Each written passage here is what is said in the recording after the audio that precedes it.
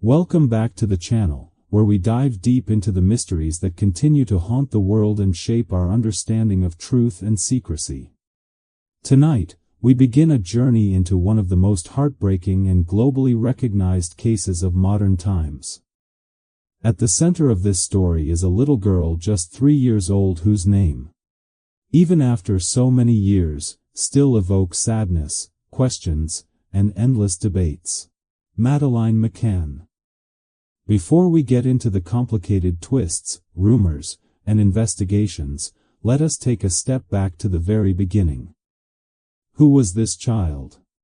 And why did her disappearance capture the world's attention in a way that few other cases ever have?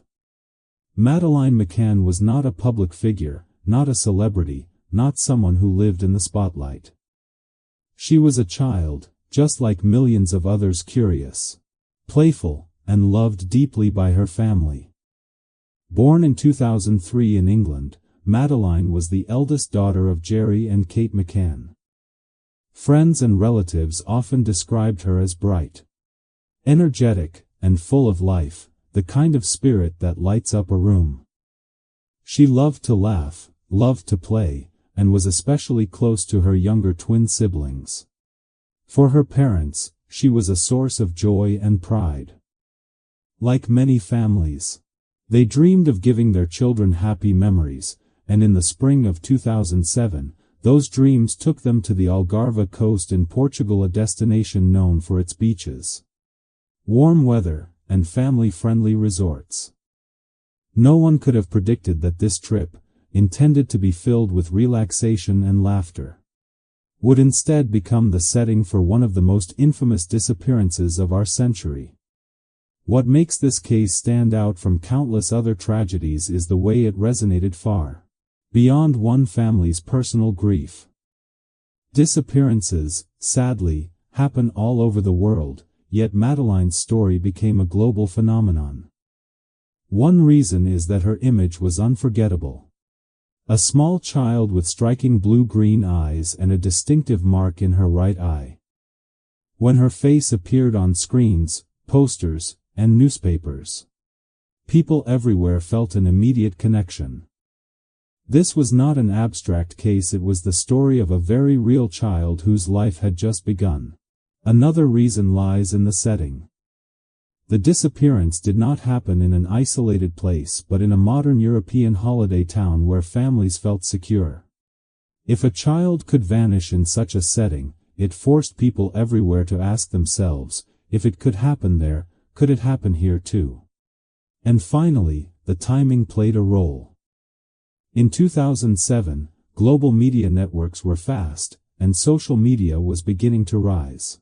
Within days, Madeleine's story had crossed borders, making her a household name in countries far beyond Portugal or the United Kingdom. For her parents, Kate and Jerry McCann, the tragedy was beyond imagination.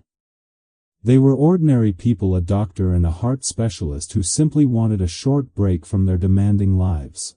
They traveled with friends, also parents, and like many families on holiday, they relied on trust and routine. The adults dined at the resort's restaurant while their children slept in nearby apartments, checking in regularly.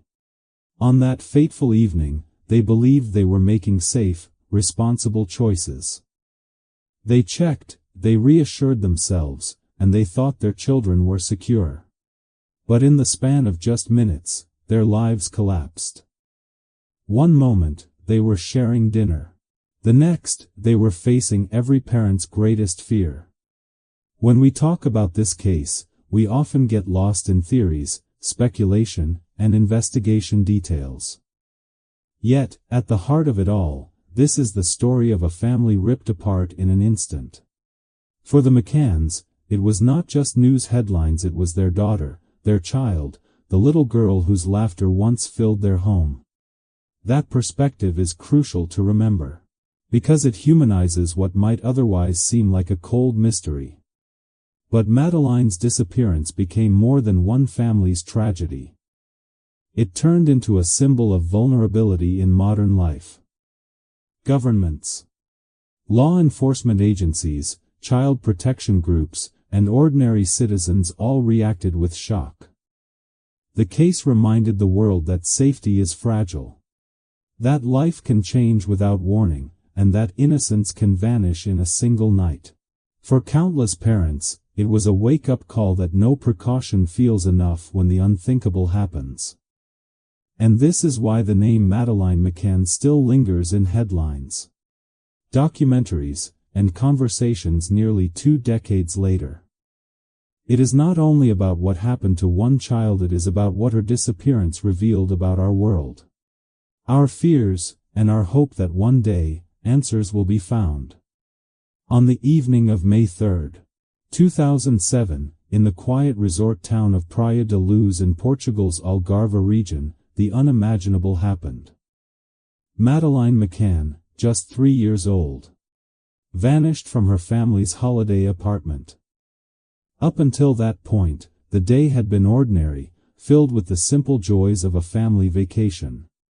The McCanns had spent the day swimming, playing, and enjoying the relaxed atmosphere that drew so many visitors to the Algarve.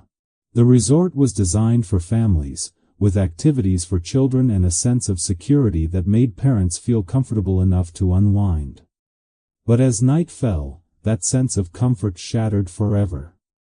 The McCanns were traveling with a group of friends, most of whom were also parents. The adults had developed a routine during the trip, after putting their children to bed. They would gather for dinner at a tapas restaurant within the resort complex. The restaurant was only about 50 meters from the apartment where Madeleine and her twin siblings slept. It was not an unusual arrangement. Families on holiday often make decisions that balance relaxation with responsibility. To ease their minds, the parents agreed to take turns checking on the children at regular intervals throughout the evening. That night, everything seemed normal at first.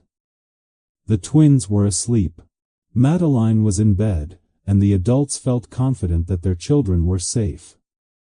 At approximately 10 p.m. Kate McCann went to check on her children.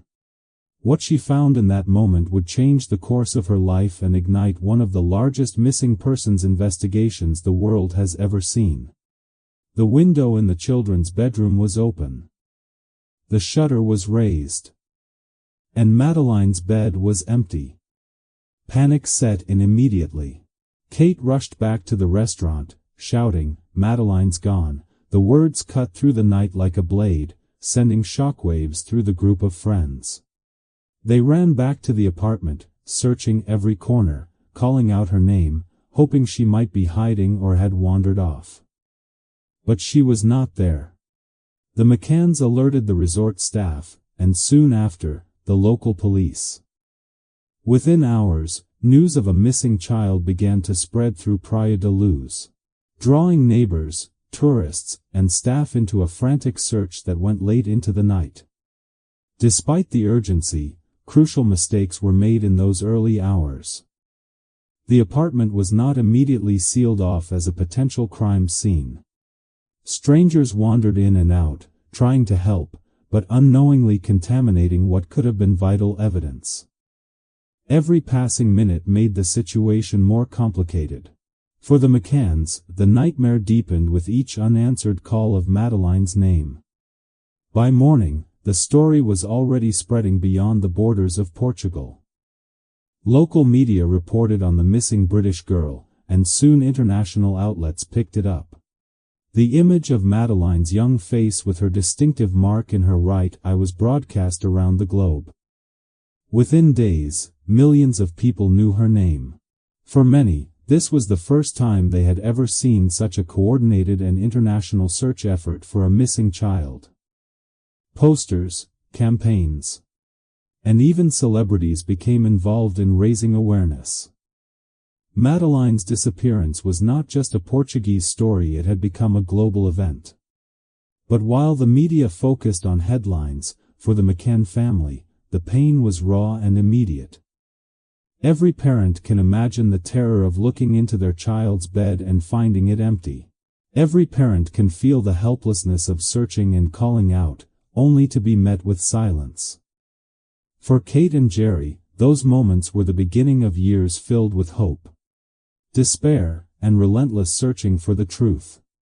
This moment, the night of May 3rd, marks the turning point where an ordinary family vacation transformed into one of the most infamous unsolved mysteries of our time. It is the night that not only changed the McCanns' lives forever but also shook the confidence of families everywhere who believed that such tragedies were rare, distant, or impossible in safe and familiar settings. Praia da Luz, the small seaside village where Madeleine disappeared, was not the kind of place anyone would expect to become the center of a worldwide mystery. Located in Portugal's Algarve region, it was and still is famous for its stunning beaches, whitewashed houses, and a tranquil atmosphere that attracts families from across Europe. In 2007, it was considered one of the safest holiday destinations. People came there for peace, relaxation, and the comfort of knowing their children could play freely while parents enjoyed the sunshine and good food. For many, Praia da Luz felt like a bubble of safety, far removed from the chaos of the wider world. The resort where the McCanns stayed, known as Ocean Club, catered specifically to families. It had swimming pools, play areas, tennis courts, and organized activities for children. Parents could relax knowing their kids were entertained and nearby. Everything about the place suggested security and community. Guests often mingled, shared meals, and watched out for one another's children. That sense of trust was woven into the experience of staying there.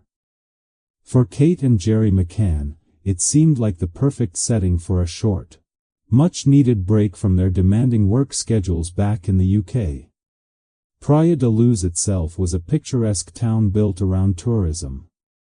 Narrow streets wound past small cafes and local shops, leading to the coastline where the Atlantic Ocean stretched endlessly. The beach was dotted with families during the day, while in the evenings, restaurants buzzed with travelers enjoying fresh seafood and wine. For locals, tourism was the lifeblood of the economy, and visitors were welcomed warmly. Safety and hospitality were part of the town's reputation. Nobody could have imagined that such a place would suddenly find itself in the international spotlight for all the wrong reasons. When Madeleine vanished, the idyllic image of Praia da Luz cracked instantly. Overnight, it transformed from a peaceful holiday destination into the focus of a massive police presence and relentless media attention. Streets that had once been quiet were filled with reporters, camera crews, and investigators. Locals who had lived their entire lives in the village were suddenly confronted with questions, suspicions, and the harsh glare of global scrutiny. Tourists, too, were shocked. Many had chosen Praia da Luz for its tranquility, only to find themselves in the middle of a nightmare unfolding before their eyes. The geography of the town also played a key role in shaping the case. Praia da Luz was small, surrounded by cliffs, winding roads, and a close-knit cluster of holiday apartments. Some argued that this environment made it difficult for anyone to disappear without being noticed. Others pointed out that the town's openness, visitors coming and going, apartments rented by strangers, staff working around the clock, could easily mask the movements of someone with darker intentions. The proximity of the McCann apartment to the restaurant where the adults dined, a mere 50 meters, symbolized the fragile boundary between safety and danger. What seemed like a reasonable arrangement at the time became the center of endless debate. Was it too far to leave the children alone? Was it safe to assume that nothing could go wrong in a family-friendly resort? For the people of Praia da Luz, the case was not just a tragedy for one family, it disrupted the very identity of their community. Locals had to live with the constant presence of police checkpoints, journalists questioning everyone, and suspicions falling on neighbors and workers who had never before been under such scrutiny. The disappearance of one child had cast a shadow over the entire town, turning a peaceful fishing village into a place forever linked with loss and unanswered questions. What made this even more striking was how the beauty of Praia da Luz stood in contrast to the horror of what had happened. The sun still rose over golden beaches. Children still played in the waves, and tourists still strolled along the streets, but the name Praia da Luz would never again be spoken without recalling the haunting mystery of May 3, 2007. It became impossible to separate the postcard-perfect image of the town from the tragedy that unfolded there. As investigations expanded, the geography of Praia da Luz continued to matter. Police combed through alleys, searched nearby villas, and questioned locals about unusual activity. The surrounding cliffs and countryside were examined, helicopters hovered overhead, and divers scoured parts of the coastline. Yet despite these efforts, no trace of Madeleine was found. The town itself seemed to hold on to its secrets, a silent witness to a disappearance that baffled even the most experienced investigators. Praia da Luz was supposed to be a safe haven for families. Instead, it became the stage for a mystery that would define it in the eyes of the world. Even today, nearly 2 decades later, when people hear the name of this small Portuguese village, their first thought is not of beaches or sunshine, it is of the unanswered question. What happened to Madeleine McCann? The McCann family's holiday apartment at the Ocean Club was meant to be a place of rest, laughter, and safety. It was one of many identical units in the complex, simple, practical, and comfortable for families who came to enjoy the Algarve sunshine. Apartment 5A, where the McCanns stayed, was located on the ground floor. From the outside, it looked ordinary: white walls, a small patio, windows with shutters, and easy access to the surrounding gardens and pathways that wound through the resort. Nothing about it suggested that it would one day be the focus of one of the most infamous missing child investigations in modern history. Inside the apartment, the layout was straightforward. There was a living area, a small kitchen, and bedrooms. Madeleine shared a room with her younger twin siblings, who slept in cots, while she rested in a bed close to the window.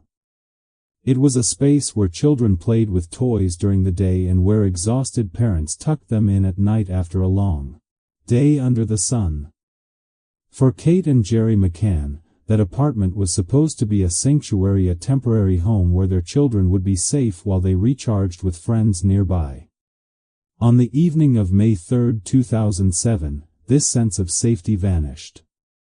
After putting their children to bed, Kate and Jerry joined their friends for dinner at the tapas restaurant within the resort.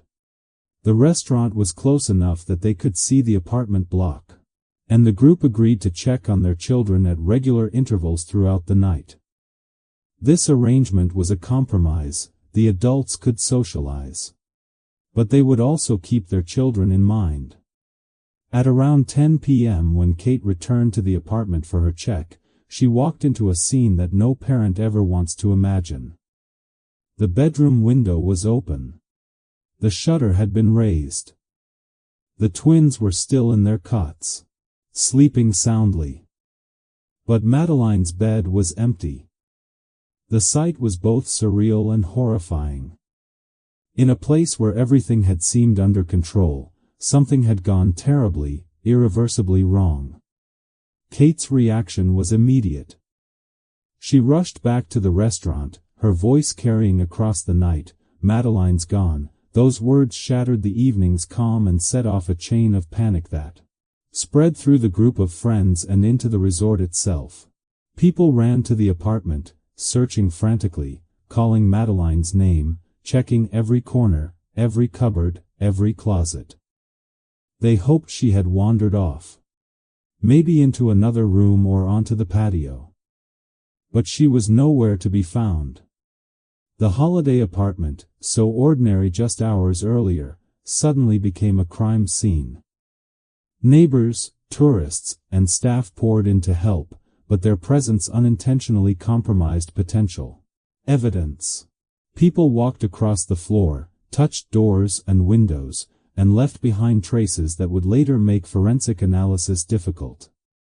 In the rush to find a missing child, nobody thought about preserving the scene. The focus was on searching, on hoping that maybe she was still nearby. For investigators, the holiday apartment became the focal point of endless questions. How could someone enter a room with 3 children and leave unnoticed? Was the open window a sign of forced entry, or had it been left that way earlier? Had anyone seen or heard something unusual that evening? The simplicity of the apartment made the disappearance even harder to understand. It was not a sprawling house with hidden exits or multiple floors. It was a compact ground floor space where every sound should have been noticeable, every movement detectable. In the weeks and months that followed, the apartment itself became a symbol. Images of apartment 5A appeared in newspapers and on television screens worldwide. The open window with the raised shutter was replayed over and over as a haunting reminder of that night.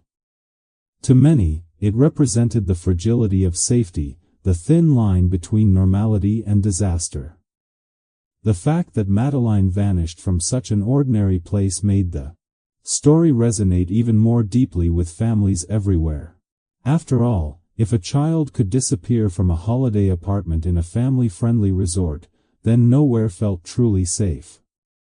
For the McCanns, the apartment was both a memory and a wound. It was where they had last seen their daughter, where they had tucked her into bed, and where their lives had changed forever. Every corner of that space was tied to a moment of loss, a moment that replayed in their minds endlessly. Even years later, photographs of the apartment evoke emotions of grief, guilt, and unanswered questions. The holiday apartment should have been unremarkable, just one of many identical spaces rented by families looking for sun and rest. Instead, it became infamous, its details scrutinized by detectives, journalists, and armchair investigators around the world. Apartment 5A was no longer just a temporary home. It was now a silent witness to a mystery that has remained unsolved for nearly 2 decades. While the children slept in apartment 5A, Kate and Jerry McCann joined their friends for dinner at the resort's tapas restaurant. This decision, so ordinary at the time, would later become one of the most scrutinized aspects of the entire case. The restaurant was located only about 50 meters away, within the Ocean Club complex, and from the table where the adults sat, they could see the apartment block where their children were sleeping. For many parents on holiday, this seemed like a reasonable balance: enjoy a meal with friends while keeping a close eye on the children. But that short distance, the span of a swimming pool and a garden path, became the dividing line between safety and tragedy. The McCanns were not alone. They were part of a group of friends, often referred to in the media as the Tapas 7. This included several other couples who also had young children sleeping in nearby apartments. Together, they had developed a routine during the holiday: put the children to bed, then meet at the restaurant to relax, to reassure themselves. The adults agreed to check on the children at regular intervals, each parent taking turns walking back to their apartment to peek inside and confirm all was well. It was a system based on trust, routine, and the belief that the resort was a safe environment. That evening, conversation flowed easily. The group was enjoying good food, drinks, and the rare chance to unwind without constant childcare duties. Kate and Jerry, like the others, felt they had earned a moment of calm after a day spent playing with their kids under the Portuguese sun. For them, this was not neglect, it was a compromise. A way to recharge while still fulfilling their parental responsibilities. Every 20 to 30 minutes, one of the adults would quietly excuse themselves, walk back to the apartment, and return with a reassuring update: everything's fine. But in hindsight, this arrangement became the focus of intense criticism and debate. Many argued that the children were left too vulnerable, that even a few minutes away was too risky. Others sympathized, pointing out that the restaurant was within shouting distance, and that most parents, in a relaxed holiday setting, might have made the same choice. The question of whether the McCanns were irresponsible has haunted them ever since, overshadowing the fact that they were also victims of an unimaginable crime. At around 9:05 p.m. Jerry left the table to check on the children. He later reported that everything was normal. Madeleine was asleep. The twins were undisturbed, and nothing seemed out of place. On his way back to the restaurant, he encountered another guest staying at the resort, who also noted seeing Jerry return. This detail would later become important in reconstructing the timeline of the evening. At approximately 9:30 p.m. another member of the group went to check and also reported that all appeared well. It was not until around 10 p.m., when Kate made her turn to check, that the nightmare unfolded.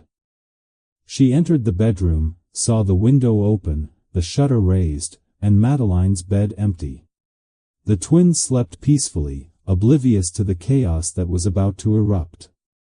In that instant, the dinner, the laughter, and the calm atmosphere shattered. Kate ran back to the restaurant in panic, shouting the words that would echo around the world. Madeleine's gone. The tapas dinner, once a simple gathering of friends, became a focal point for investigators and the media. Journalists dissected every detail. Who went back to check at what time, what they saw, how much they drank, and how often they looked in on the children.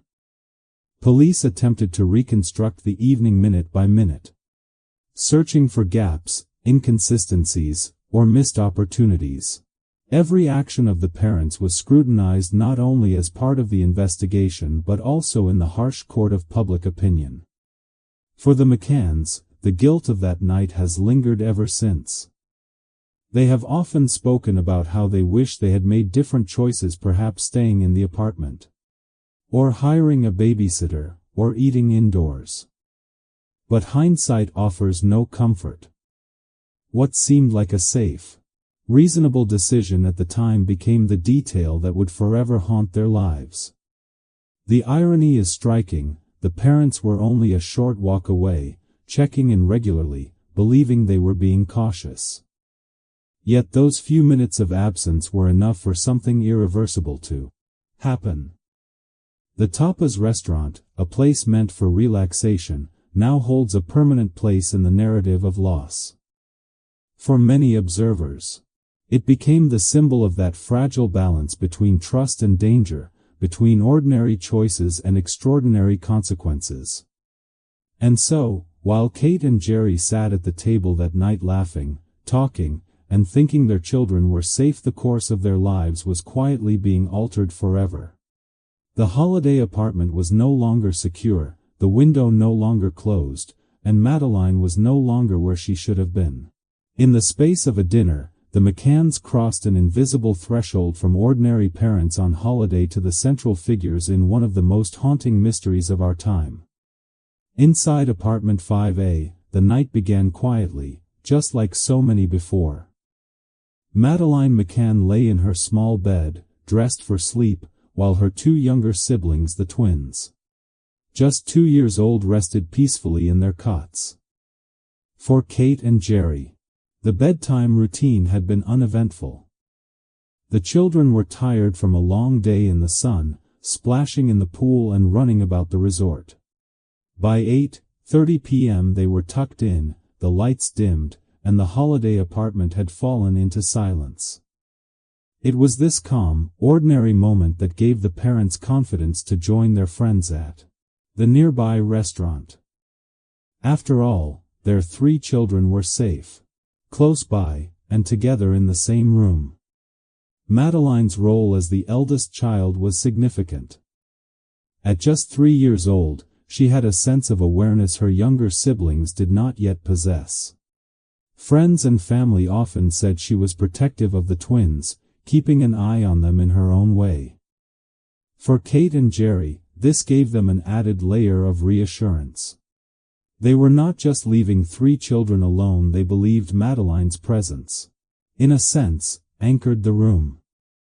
She was old enough to call out if something was wrong, old enough to sense if the twins were restless or upset. In their minds, the arrangement was not reckless, it was practical, balanced, and done with love. The twins, Sean and Amelie, were too young to remember much of that night. They slept soundly through the entire ordeal, unaware of the chaos around them.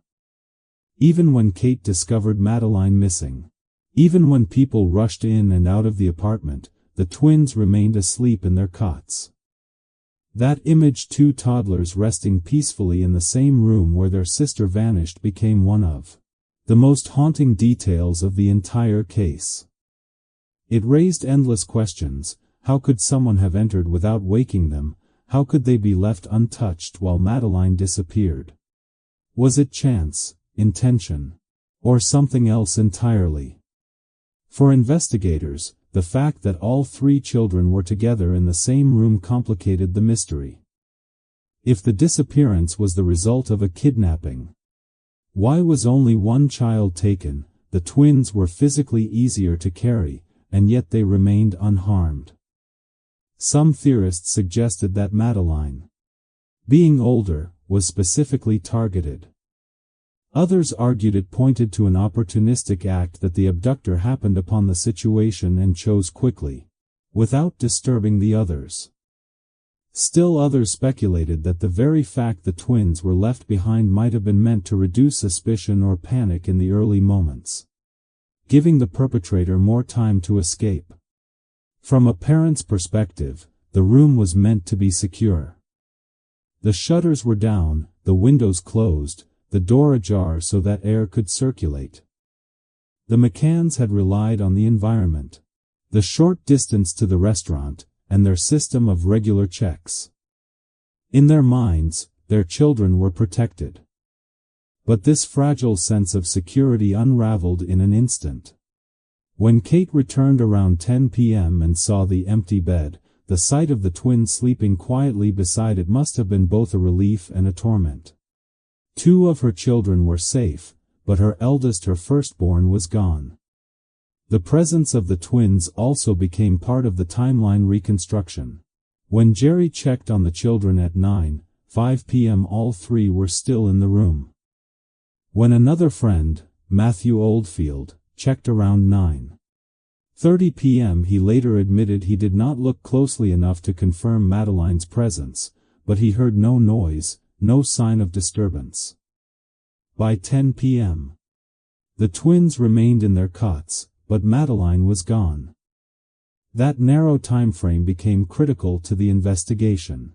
Whoever had entered the room did so quickly, silently, and with extraordinary precision, without waking the twins or alerting passers-by. In the aftermath, the image of 3 children in one room, 2 safe, 1 missing, became symbolic of the randomness of tragedy. It underscored how thin the line is between normality and chaos. 1 child was taken, 2 were left behind, and a family's life was split forever. For Kate and Jerry, the twins became their lifeline in the darkest days that followed. They were living reminders of the family they still had. But they were also constant reminders of the daughter who was missing. As the years went by, Sean and Amelie grew older, their lives inevitably shaped by the absence of the sister who had once slept beside them. From a wider perspective, the detail that Madeleine vanished while sharing a room with her siblings made the case resonate with parents everywhere. It challenged the assumption that being close by, within a group, or in a family-friendly environment was enough to guarantee safety. It raised questions about what it means to protect children, what risks are acceptable, and how quickly circumstances can change. The fact that she disappeared from a room where 2 other children remained unharmed only deepened the sense of mystery and unease. In the end, that room in apartment 5A remains etched into history as the last place Madeleine was seen. It was a space filled with innocence, 3 children sleeping peacefully on a family holiday. Yet it became a place marked by fear, loss, and unanswered questions. The twins, untouched and asleep, symbolize both the fragility of safety and the enduring hope that, even in the midst of tragedy, life continues. For the McCanns, that night was not only about losing Madeleine, it was about the cruel contrast of having 2 children safe and one gone forever. Almost overnight, Madeleine's disappearance transformed from a local police matter into an international headline. In the hours immediately following Kate's desperate cry that her daughter was gone, the focus was on frantic searches around the Ocean Club resort. Staff members, tourists, and locals combed through gardens, alleys, and nearby streets. But by the next morning, newspapers in Portugal were already reporting the case. And within days, Madeleine's face had appeared on television screens across Europe and beyond. What made the case spread so quickly was a combination of timing, image, and human emotion. In 2007, international news cycles were accelerating, with 24-hour networks hungry for stories that resonated with audiences everywhere. Madeleine's disappearance fit that mold perfectly: a young child, a picturesque resort town, distraught parents, and an air of mystery. Her photograph, showing her distinctive blue-green eyes and the unique mark in her right eye, was powerful in itself. It humanized the story instantly. Viewers did not see an abstract case of a missing child. They saw Madeleine, a real little girl whose innocence had been shattered. Soon, the British press became heavily involved. Madeleine's family were from the UK, and British tabloids gave the case front-page treatment. The story carried all the elements that sell newspapers: suspense, tragedy, and unanswered questions. Television broadcasters ran rolling updates, interviews with neighbors, and live reports from Praia da Luz. As the days stretched into weeks, reporters from across the globe descended on the Algarve. Praia da Luz, once a quiet seaside retreat, suddenly became the center of a media storm, with cameras flashing, journalists crowding the streets, and satellite trucks parked along the beachfront. The intensity of the coverage amplified public interest. Strangers across the world felt emotionally invested. Parents saw their own children reflected in Madeleine's face. Communities organized vigils and prayer circles. Posters and flyers with Madeleine's image were printed in multiple languages and distributed not only across Portugal and the UK but in airports, train stations, and tourist hubs worldwide. Airlines even displayed her picture, hoping that international travelers might spot her. What began as a desperate local search became a global campaign. Find Madeleine. Part of this transformation was due to the McCanns themselves. Kate and Jerry, though devastated, made a conscious decision to engage the media. They understood that publicity could keep the search alive, pressure authorities to act, and potentially bring in leads. They gave interviews, held press conferences, and worked with organizations to spread awareness. Their decision was controversial. Some accused them of being too composed, too willing to appear on camera, but it was a strategy born of desperation. For them, silence was not an option. As coverage spread, celebrities and public figures joined the effort. Well-known personalities lent their voices, urging the public not to forget Madeleine. The Pope met with the McCanns during a visit to Rome, giving the case a religious and moral dimension. Politicians, athletes, and entertainers amplified the message. A child was missing, and the world needed to help. Rarely had a single disappearance captured such widespread attention. But international attention was a double-edged sword. On one hand, it ensured that Madeleine's case never faded into obscurity. Leads poured in from across continents: sightings in Spain, Morocco, even Australia. Each tip gave the family a flicker of hope, though most were dead ends. On the other hand, the saturation of media fueled speculation, conspiracy theories, and criticism. Every detail of the McCanns' behavior was dissected: what they ate, what they wore, how they spoke. Instead of sympathy, the couple sometimes faced suspicion, with newspapers running stories that blurred the line between fact and rumor. For Praia da Luz, the media circus was overwhelming.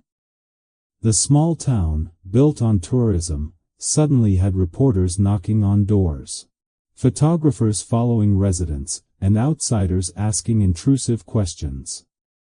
Local businesses suffered as the village's name became synonymous with tragedy rather than relaxation. For many locals, their peaceful home was stolen by the storm of international coverage. And yet, the scale of the attention underscored something universal: the story of a missing child resonates across all borders, cultures, and languages. It taps into a primal fear, the vulnerability of innocence, and the shared hope that somehow, against the odds, the child will be found. Madeleine's case became not just about one girl, but about the fragility of safety everywhere. It was a reminder that tragedy can strike even in the most ordinary moments, and that no family is entirely shielded from it. By the end of May 2007, just weeks after the disappearance, Madeleine McCann was one of the most recognized names in the world. Her face was on posters from Lisbon to London, her story replayed endlessly on television, and her parents' pleas echoed across continents.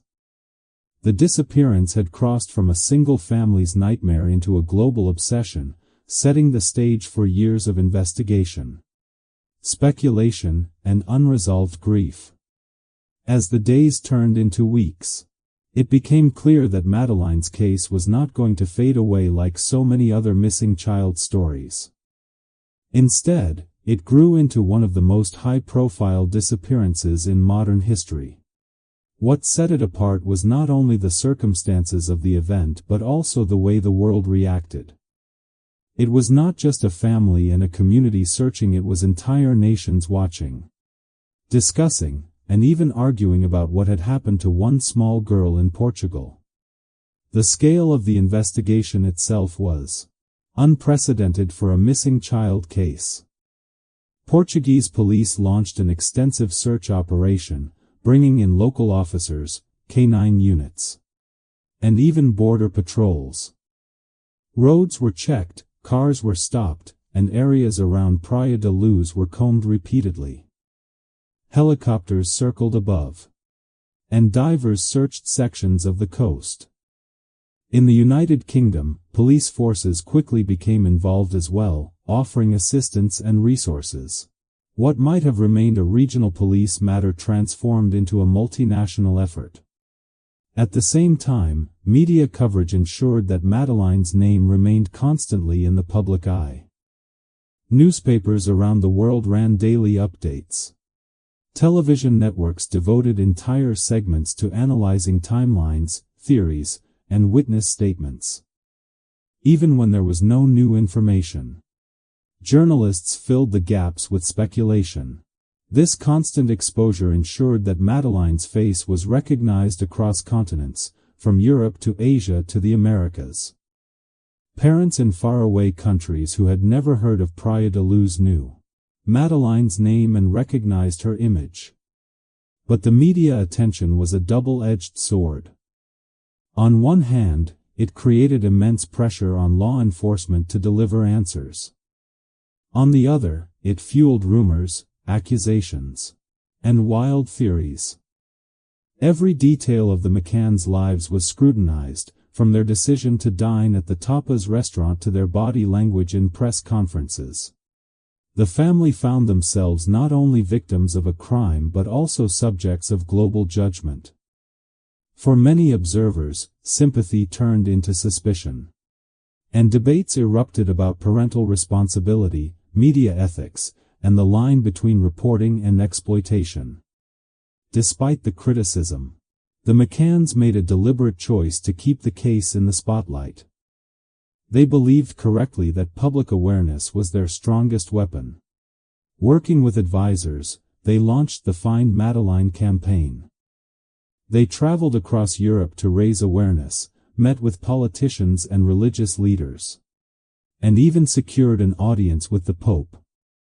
They spoke openly about their grief but also about their determination, using every platform they could to keep the world engaged.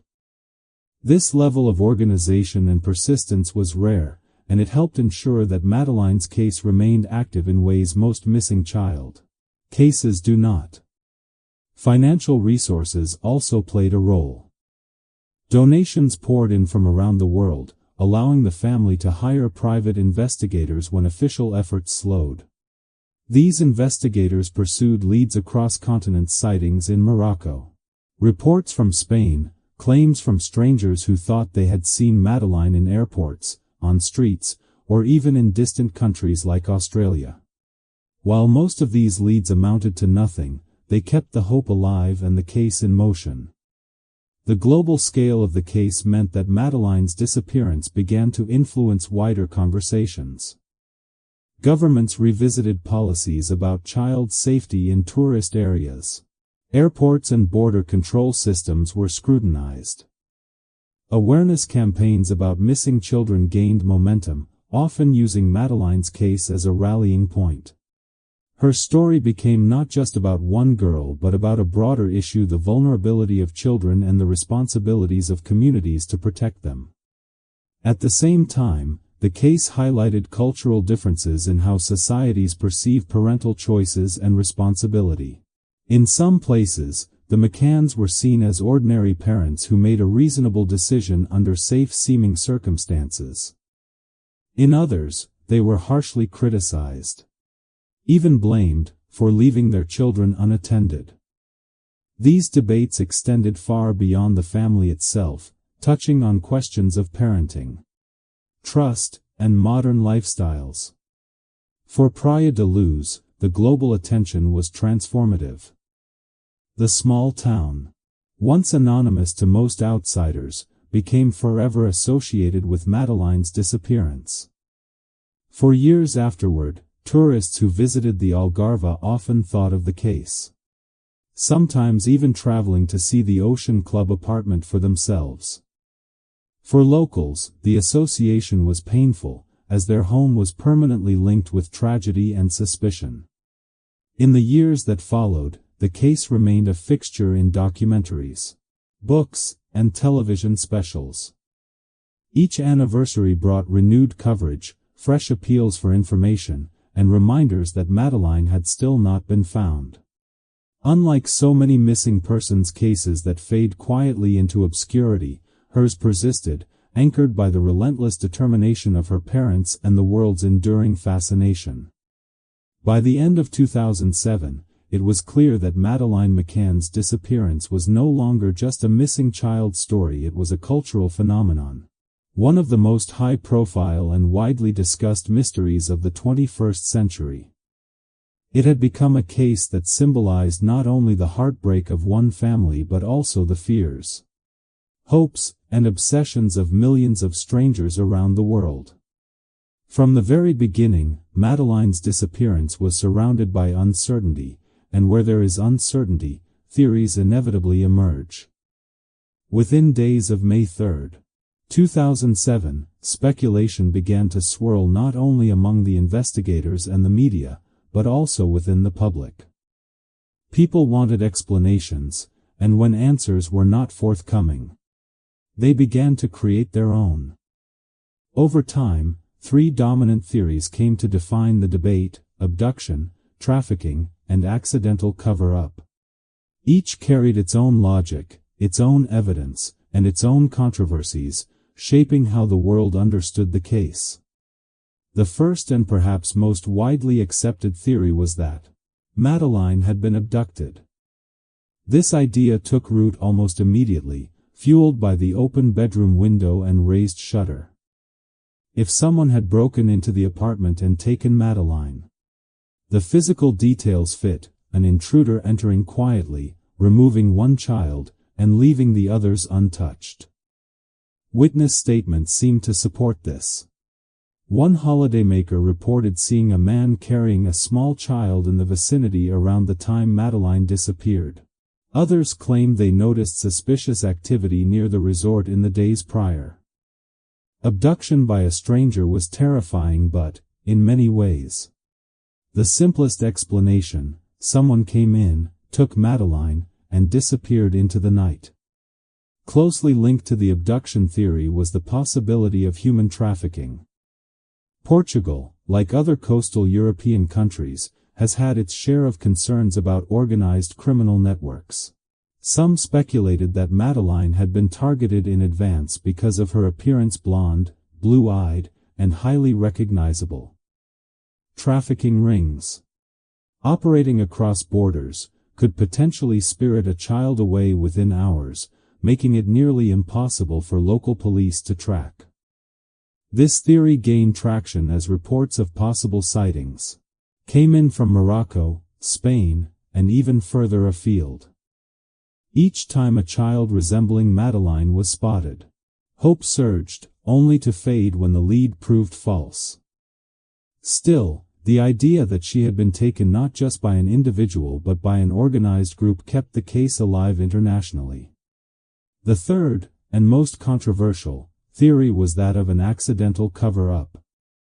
This idea suggested that Madeleine had not been abducted at all, but had died in the apartment as the result of an accident. Proponents of this theory argued that her parents, fearing blame, may have covered up what happened. The Portuguese police at one point considered this seriously, even designating the McCanns as arguidos, or official suspects. Forensic tests were carried out on traces found in the apartment and in a rental car the family used weeks later, though results were inconclusive.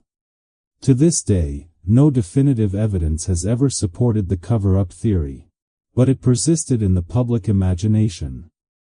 Fueled by media speculation and a climate of suspicion, this narrative cast a long shadow over the McCanns, forcing them to defend themselves again and again in the court of public opinion. Each theory brought with it deep emotional consequences. For those who believed in abduction, there was horror at the thought of a child taken from her bed by a stranger. For those who leaned toward trafficking, the fear was magnified by the possibility of a network so powerful that it could erase a child without leaving a trace. And for those who accepted the cover-up theory, there was anger and mistrust, a belief that perhaps the truth was closer to home and deliberately hidden. The theories also divided public perception. Some people felt unwavering sympathy for the McCanns, convinced they were victims of a terrible crime. Others grew suspicious, interpreting their media appearances as too polished, too composed. In reality, their decision to remain visible was strategic. They needed publicity to keep the case alive, but it left them open to criticism. The debate over theories often said as much about the people discussing the case as it did about the evidence itself. Investigators faced immense pressure as they tried to weigh these competing possibilities. Portuguese police pursued leads of suspicious vehicles and strangers in town. British investigators, later brought in, emphasized abduction as the most likely explanation. Private investigators hired by the McCanns chased down reports from across Europe and North Africa. Yet, despite thousands of leads, none produced the breakthrough everyone hoped for. Theories remained theories, haunting, compelling, but unproven. One of the most troubling aspects of these theories is how they kept hope and doubt intertwined. If Madeleine had been abducted or trafficked, there was always the possibility, however slim, that she might still be alive somewhere. If her disappearance was the result of an accident and cover-up, the hope of her return was gone, replaced by the grim desire for truth and accountability. The lack of closure meant that the family and the public alike lived in a state of constant uncertainty, caught between hope and despair. Over time, these theories became the foundation for documentaries, books, and endless online discussions. Entire communities formed around dissecting timelines, analyzing witness statements, and debating motives. For some, it became less about Madeleine herself and more about the mystery, the puzzle that refused to be solved. Yet behind all the speculation was always the same central fact. A 3-year-old girl had vanished, and her fate remained unknown. To this day, the abduction, trafficking, and accidental cover-up theories continue to shape how people think about the case. None have been definitively proven. None have been definitively disproven. They exist as possibilities, shadows of truth that may never be fully illuminated. And for the McCanns, the weight of these theories has been unbearable, caught between being seen as grieving parents and being scrutinized as potential suspects, all while living with the most painful reality of all, not knowing what happened to their daughter. Despite the enormous spotlight, the millions of eyes watching, and the relentless work of both official and private investigators, not a single trace of Madeleine McCann was ever definitively found. This absence of evidence is what makes the case so haunting, because in a world where information spreads rapidly and surveillance is everywhere, it seems impossible that a 3-year-old child could simply vanish without leaving behind even the smallest clue. Yet, that is exactly what happened. From the very first night, police and volunteers searched the immediate area. They combed through streets, alleys, and gardens in Praia da Luz. Dogs trained to detect scents were brought in. The coastline was surveyed, cars were stopped at roadblocks, and people living nearby were interviewed. And still nothing. No discarded clothing, no footprints that could be linked, no signs of struggle. The bedroom where Madeleine had slept showed only an open window and a raised shutter. These details were suggestive but not conclusive. They told investigators that someone may have entered. But they did not reveal who, why, or how. As days passed, the search widened. The Portuguese police requested assistance from Interpol and Europol, alerting border checkpoints in case someone attempted to leave the country with a child. Flyers were distributed in airports across Europe. Police in Spain, just a short drive away, were put on alert. Still, no reliable sightings were confirmed. Each lead, when examined closely, dissolved into disappointment. Over the following months, tips poured in from around the world. People claimed to see children who resembled Madeleine in shopping centers, airports, even on trains and ferries. Some were convinced they had spotted her in Morocco, walking with an unidentified woman. Others believed they saw her in Malta, in France, or as far away as South America. Each sighting sparked headlines, raising hope for a brief moment. But every time investigators followed up, the reports led nowhere. The children in question were identified, and none of them were Madeleine. The lack of physical evidence frustrated both investigators and the public. Forensic tests carried out in the McCann's apartment and later on a car they rented weeks after the disappearance produced ambiguous results. Some early reports suggested traces of blood or DNA, but when tested more thoroughly, the results were inconclusive. Nothing tied conclusively to Madeleine was found. No object, no clothing, no confirmed DNA sample outside the family home. This vacuum of evidence made it nearly impossible to construct a clear narrative.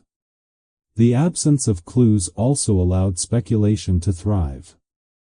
Every gap in the investigation became fertile ground for theories. If there was no trace, did that mean she had been swiftly removed by organized traffickers? If the apartment yielded nothing, did that mean it had been cleaned deliberately, or did it mean, as some suggested, that there had been no intruder at all? And that something else had happened inside the apartment, without evidence. Every possibility seemed both plausible and impossible. What makes Madeleine's disappearance especially haunting is that high-profile cases usually leave trails. In most missing child cases, even if the ending is tragic, there are signs, witnesses, physical evidence, or eventually, discoveries that bring answers. In Madeleine's case, the trail ended almost as soon as it began. The window was open, a child was missing, and from that point onward, the story became a void. The scale of the investigation only highlights the mystery. British police later dedicated one of their largest overseas operations, Operation Grange, to re-examining every detail of the case. Tens of millions of pounds were spent, dozens of detectives pored over documents, and thousands of interviews were reviewed. And yet, even with modern technology, advanced DNA analysis, and access to international databases, no breakthrough was achieved. The conclusion remained the same: Madeleine McCann had vanished, and no trace of her had ever been confirmed. For the McCanns, this absence was the most unbearable part. Parents who lose a child in an accident or illness have the heartbreak of loss, but they also have certainty. Parents of missing children live in the torment of not knowing. Every day, they wonder if their child is alive, if she is being cared for, if she is frightened, or if she is gone forever. For Kate and Jerry, every unconfirmed sighting was both a lifeline and a wound. Hope rose and fell in cycles, leaving them emotionally exhausted but never allowing them to fully grieve. The public, too, struggled with this void. The absence of answers turned the case into a cultural obsession. Documentaries revisited the same sparse details again and again, stretching them into competing narratives. Internet forums filled with debates, theories, and arguments about what must have happened. People clung to their preferred explanations not because the evidence was strong, but because the absence of evidence demanded something to fill the silence. And that silence, the simple fact that no trace of Madeleine has ever been found, is what gives the case its chilling power. It is not only the story of a missing child. It is the story of how, in the modern world of surveillance cameras, forensic labs, and global communication, a child could vanish as if swallowed by the air itself. It challenges our sense of safety and our belief that mysteries can always be solved if only we search hard enough. Nearly 2 decades later, despite all the investigations, appeals, and technological advances, the central fact remains unchanged: no confirmed evidence of Madeleine McCann's fate has ever been discovered. That truth, stark, painful, and unresolved, continues to haunt her family, puzzle investigators, and grip the imagination of people around the world. From the moment Madeleine vanished, the search for answers never truly stopped.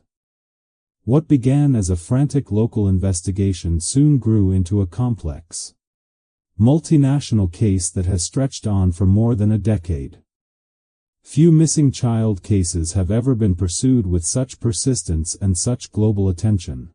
And yet the fact that no clear resolution has been reached makes the ongoing investigation one of the most remarkable and frustrating features of this mystery. In the early days, the Portuguese police, known as the Polícia Judiciária, led the inquiry. Their immediate priority was to find Madeleine as quickly as possible, operating under the belief that the first hours and days are critical in any disappearance. Search dogs were deployed, officers went door to door, and border alerts were issued. Yet, with each passing day, hopes of a swift recovery dimmed.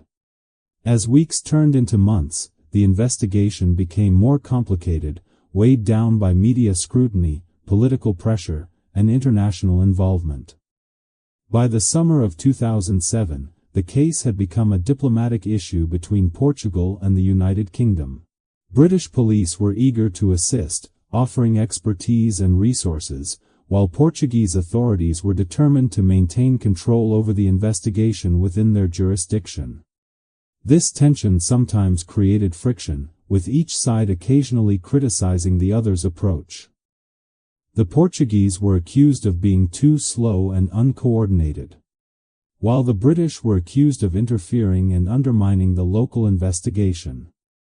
In September 2007, the investigation took a dramatic turn when Portuguese police officially named Kate and Gerry McCann as arguidos, or formal suspects.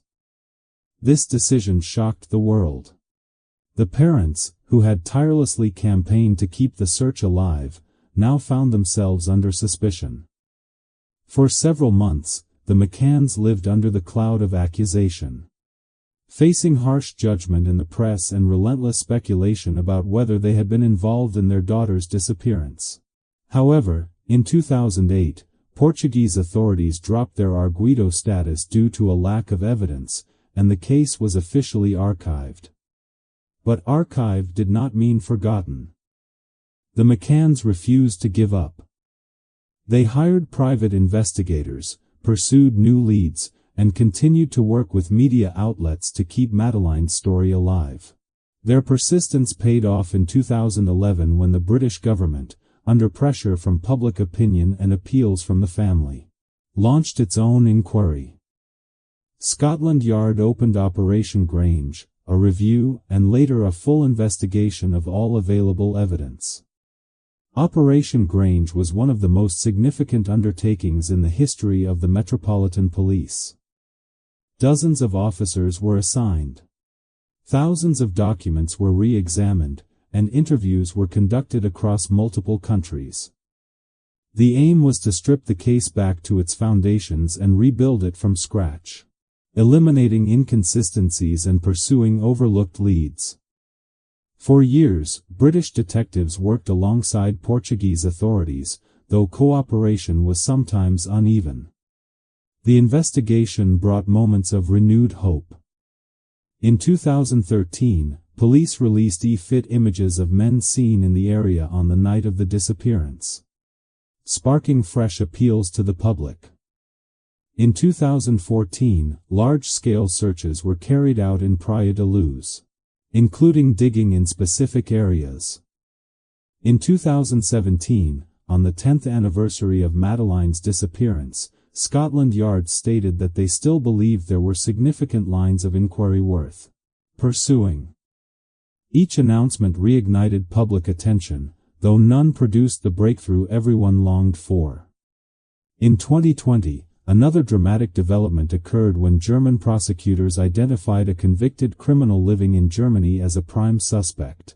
They suggested they had evidence to believe Madeleine was dead and that this individual was responsible. For a brief moment, it seemed as if closure might finally be within reach. Yet, as of today, no definitive proof has been presented, and no charges have been filed in connection with her disappearance. Once again, the case remains unresolved, suspended between possibility and uncertainty. The persistence of the investigation is unusual. Many missing child cases lose momentum within months or years, but Madeleine's case continues to command resources nearly 2 decades later. This endurance speaks not only to the dedication of investigators but also to the relentless efforts of her parents. Kate and Gerry's refusal to let the world forget their daughter has kept the pressure on authorities, ensuring that the file remains open, the evidence continues to be reviewed, and potential leads are not ignored. At the same time, the length of the investigation has created fatigue, both for the public and for law enforcement. Millions of pounds have been spent. Thousands of hours invested, yet the outcome is the same: no trace of Madeleine, no clear answers. For critics, this raises questions about the allocation of resources, especially when so many other missing children cases receive far less attention. For supporters, it is a testament to persistence and to the idea that every missing child deserves to be searched for until the truth is found. The fact that the case has remained under investigation for more than a decade underscores just how extraordinary it is. Madeleine's disappearance is not only a mystery but a global story that refuses to end. Each year brings new appeals, new speculation, and sometimes new suspects, but never the resolution that everyone longs for. The investigation has endured through changes in governments, shifts in police leadership, and evolving forensic technology, but its central question remains the same: what happened to Madeleine McCann on the night of May 3, 2007? This unanswered question is why the case continues to matter. It is why investigators keep returning to the evidence, why journalists continue to cover anniversaries, and why the public still follows every update. The persistence of the investigation is a reflection of the persistence of hope that even after all these years, the truth can still be uncovered. And so, we have reached the end of the haunting journey into the disappearance of Madeleine McCann, one of the greatest modern unsolved mysteries. From that fateful night in Praia da Luz to decades of international investigations. From controversial theories to the endless silence of unanswered questions, we are left with a painful truth, even in a world filled with advanced technology and constant information. Some mysteries remain unsolved. This story is not only about a missing child, but also a reminder of how fragile safety can be, of the boundless love of parents, and of hope, fragile yet never extinguished. Wherever she may be, Madeleine remains a symbol of an unfinished story, and a call to the world to never stop searching for the truth. Thank you all for following today's story. If you found this meaningful, do not forget to share your thoughts, hit the like button, and subscribe to the channel so we can continue uncovering more mysteries together. See you in the next video.